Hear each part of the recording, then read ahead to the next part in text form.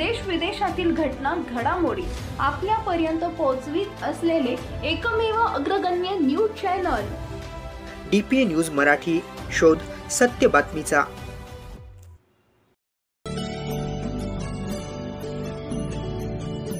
महाराष्ट्रात आता देशी गायींची ओळख राज्यमाता गोमाता अशी असेल।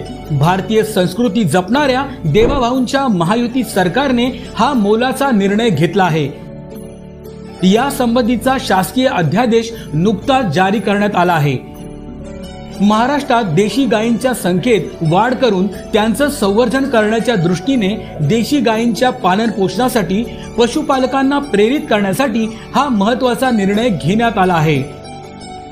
राज्यात देशी गायींच्या संवर्धनासाठी प्रति गाय प्रतिदिन 50 रुपये अनुदान देण्यात येईल। गोशाळांना अत्यल्प उत्पन्न असल्याने त्यांच्या मदतीसाठी हा निर्णय घेण्यात आला आहे। त्या देशी गायीचं संवर्धन झालं पाहिजे म्हणून हा दर्जा देण्यात आलेला आहे। आणि एवढंच नाही तर ज्या ठिकाणी पांजरपोळ आहे, ज्या ठिकाणी व्यवस्था आहे, अशा ठिकाणी देशी गायीच्या चाऱ्याकरता मदत करण्याचा निर्णय देखील राज्य सरकारने घेतलेला आहे। या योजनेची अंमलबजावणी ऑनलाईन पद्धतीने केली जाणार आहे।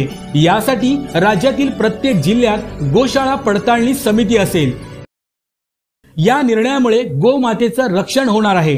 गायीला गोमातेचा दर्जा देण्याची प्रलंबित मागणी महायुती सरकारनं पूर्ण केल्याने हिंदुत्ववादी संघटनांनी महायुती सरकारचे आभार मानले आहेत। ताज्या घडामोडी व अपडेट जाणून घेण्यासाठी आताच DPA न्यूज चॅनलला सबस्क्राइब करा आणि बेल आयकॉन क्लिक करायला विसरू नका।